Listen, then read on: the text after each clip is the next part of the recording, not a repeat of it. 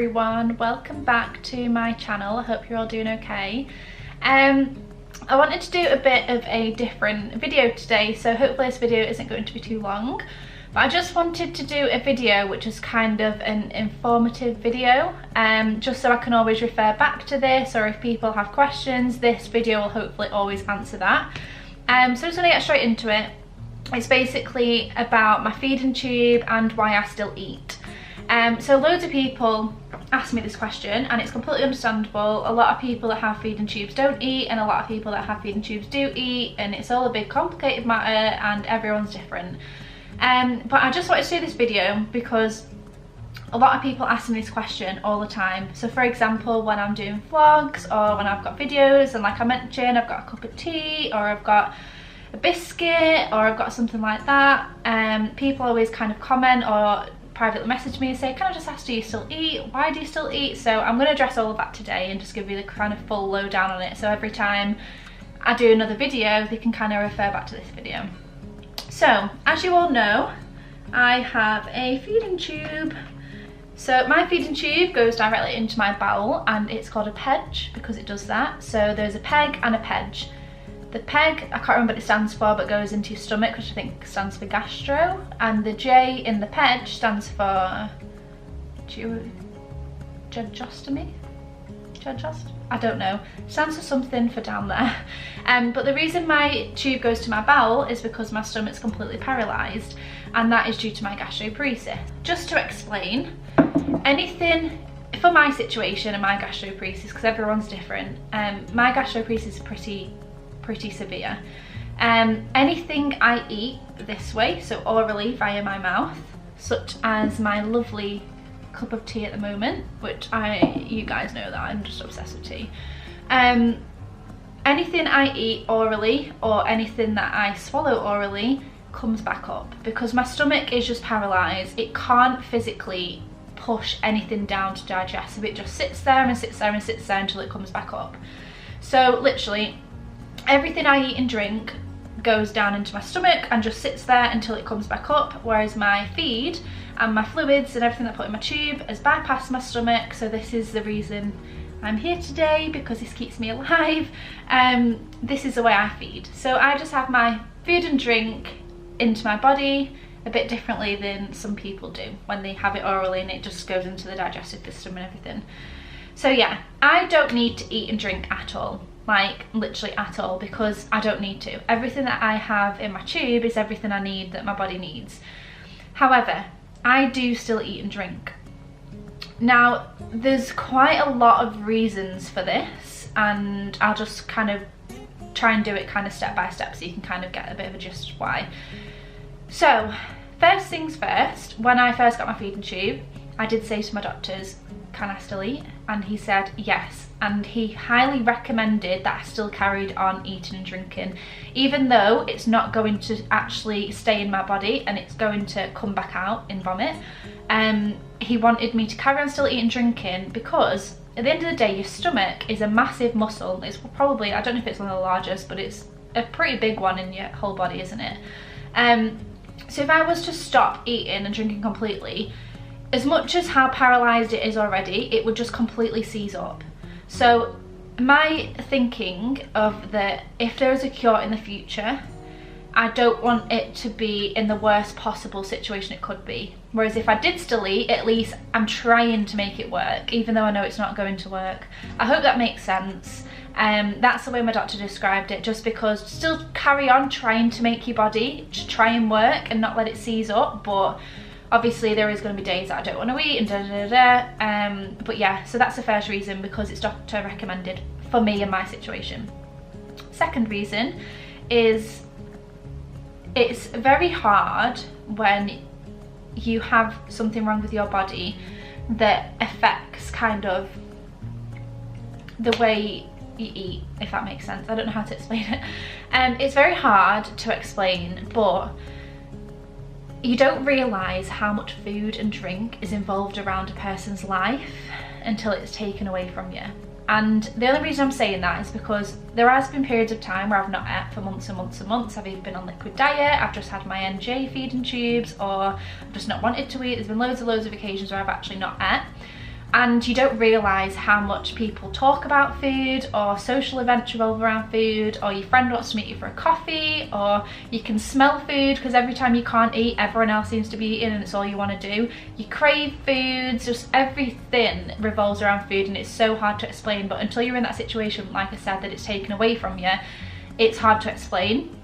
But so for my own kind of personal reasons, and to kind of still be able to have Sunday dinner with my family, or go out for my mum's birthday and have a meal with everyone, or go to the cinema and have some popcorn, little situations like that is one of the reasons why I do sleep, because it's very hard not to, especially when everyone else around you is. So even though I know it's gonna come back up, I do still do it because of certain situations it's worth it. Excuse me, this is my acid reflux that made me hiccup. See, so that I'm doing that right now because I've had my tea, and it just sends it the wrong way. Ugh.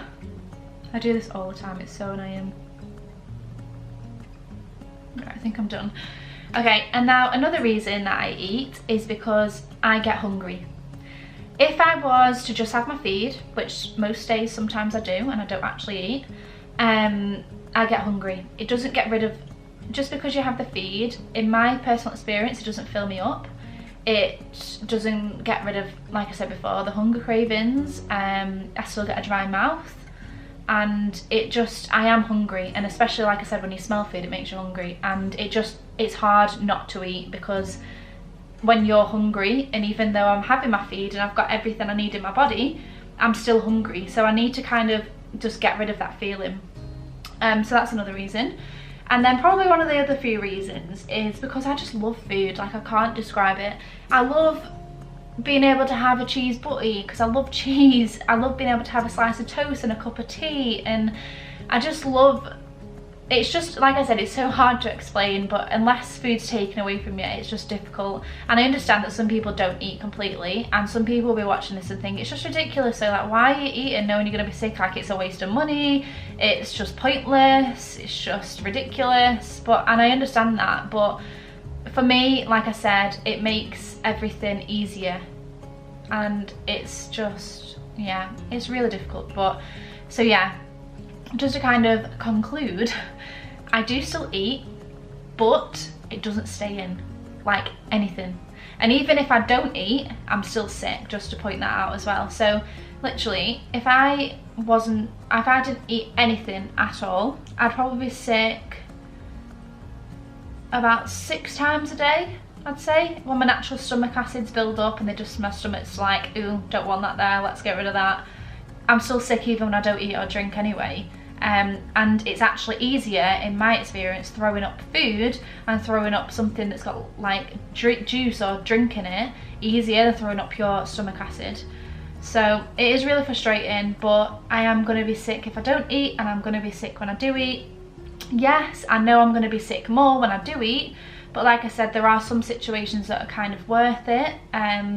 You know, my favourite foods, for example, like I said, going out for a meal with your friends and family, and yeah, it's a very hard and tough decision. However, I know what my body can handle itself. I know what foods to avoid because it's just horrific to be sick. Ice cream is just the best.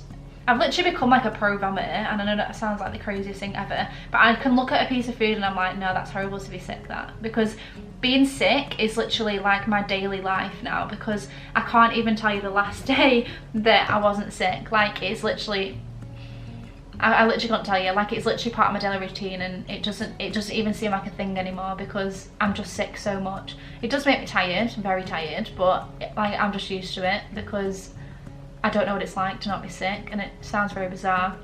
But yeah, I really hope all of that information made sense to anyone. I really, really do.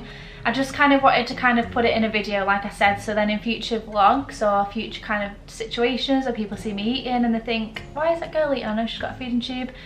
Hopefully them reasons have explained it why. Like I said, it's just something that I enjoy doing. Hunger pains, doctor advice, etc.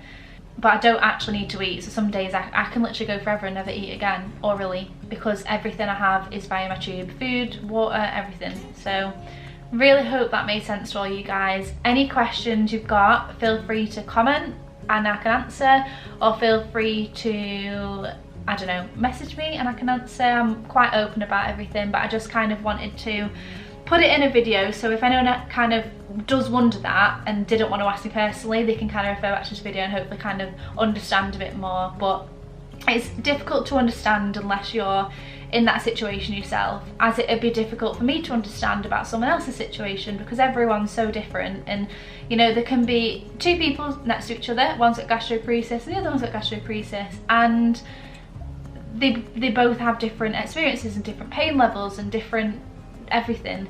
So yeah, everyone's situation's different, everyone deals with things differently. This is just the way I feel like I can manage things. Even though I know I'm sick a lot, I'm gonna be sick whether I do and don't eat, like I've already said, so some days are just worth it. So thank you so much for watching. I'm gonna get back to my drink. I think I'm actually gonna be sick soon, because that's why I started hiccuping before, so I might as well finish this now before I'm gonna be sick. Oh, I've just not had one all day. I've been dying for one. So yeah, I really hope you're all well. Thank you so much for watching. Like I said, any questions, feel free to ask. I'll be happy to answer. Hope you're all enjoying December so far. Feeling Christmassy. I know it's not been a great year, but yeah, I will speak to you all so soon. And thank you so much for watching again. Bye.